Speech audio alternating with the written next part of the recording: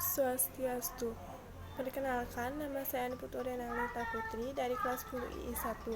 Di sini saya akan sedikit menjelaskan mengenai Kerajaan Mataram kuno. Kerajaan Mataram kuno terletak di pedalaman Jawa Tengah yang terbentang di 3 daerah, yaitu Kudu, Yogyakarta, dan juga Surakarta. Kerajaan Mataram kuno dikelilingi jajaran pegunungan seperti Gunung Merapi dan juga sungai-sungai besar seperti Bogowonto, Sungai Progo, Sungai Elo, dan juga Sungai Begawan Solo. Sumber sejarah dari Kerajaan Mataram kuno, yaitu yang pertama ada prasasti Kalasan yang ditemukan pada tahun 778 Masehi. Prasasti ini isinya tentang pendirian bangunan suci bagi Dewi Tara dan juga wihara bagi para pendeta. Yang kedua ada prasasti Cangal yang ditemukan pada tahun 732 Masehi. Prasasti ini berisikan bahwa di Jawa Tengah sudah ada kerajaan yang diberi nama Kerajaan Mataram kuno, dan juga Sanjaya merupakan sebagai penguasa dari kerajaan tersebut. Yang ketiga ada prasasti Klura. Prasasti Klura ditemukan pada tahun 782 Masehi. Isinya menceritakan pembuatan arca Manjusri oleh Raja Indra.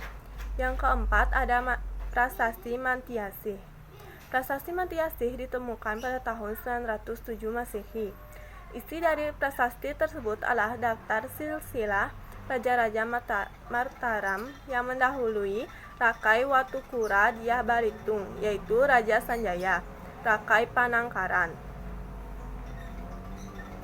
Raja-raja dari Kerajaan Mataram kuno dalam kehidupan politik, yaitu yang pertama ada Raja Sanjaya yang merupakan pendiri dari Kerajaan Medang.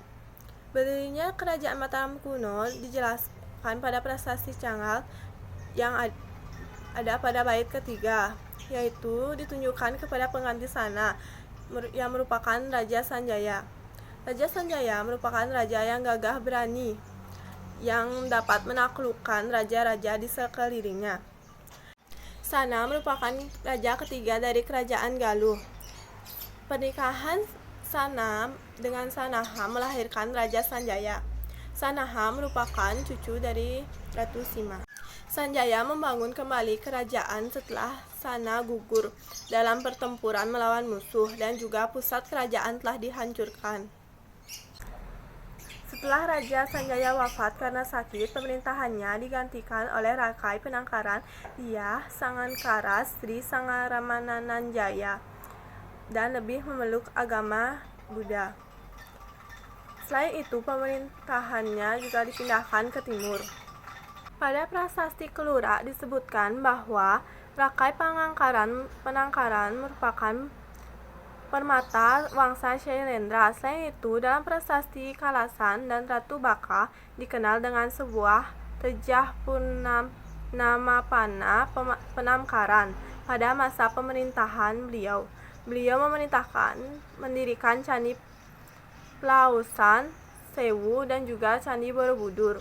Sumber mengenai pemerintahan Rakai Panunggalan dan Rakai Wara sangat sedikit. Rakai Garung atau Semaratungga memiliki 2 anak, yaitu yang pertama bernama Pramodawardhani yang merupakan putra mahkota nantinya yang akan menikah dengan Rakai Pikatan. Yang kedua bernama Balaputra Dewa. Pada masa pemerintahan Semaratungga lebih mengedepankan kehidupan agama dan juga budaya. Dalam prasasti Swageta menjelaskan Rakai Pikatan memerintah untuk mendirikan Candi Rojonggrang. Selain itu, pada masa pemerintahan beliau terjadi perang saudara.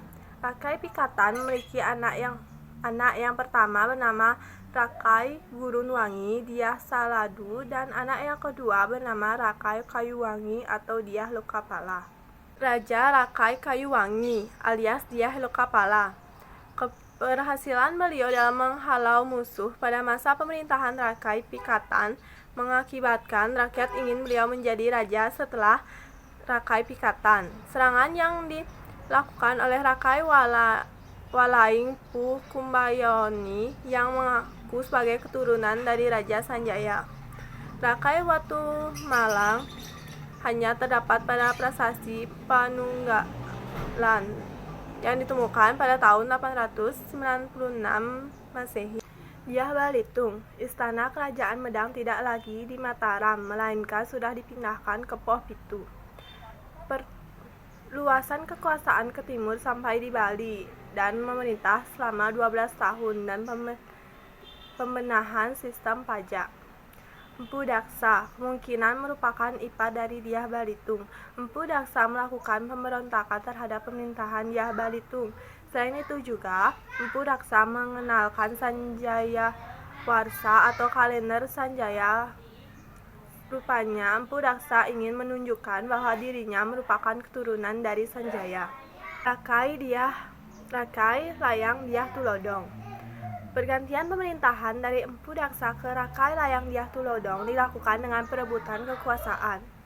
Rakai Layang Dyah Tulodong memerintah sekurang-kurangnya 8 tahun, namun tidak melebihi dari 12 tahun. Selanjutnya, kekuasaan dipimpin oleh Rakai Sumba Dyah Wawa.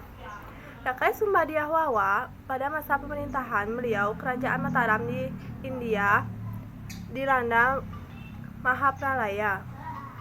Masa pemerintahan antara Pusendok dan Dharmawangsa Teguh disebut sebagai masa gelap, dikarenakan sedikitnya sumber yang menjelaskan pemerintahan Sri Lokapala dan Makutawangsawardhana. Namun dicatat, Sri Lokapala merupakan menantu dari Pusendok dan Makutawangsawardhana merupakan putra dari Sri Lokapala. Pemerintahan antara Sri Istana Tunggawijaya dengan Sri Lokapala melahirkan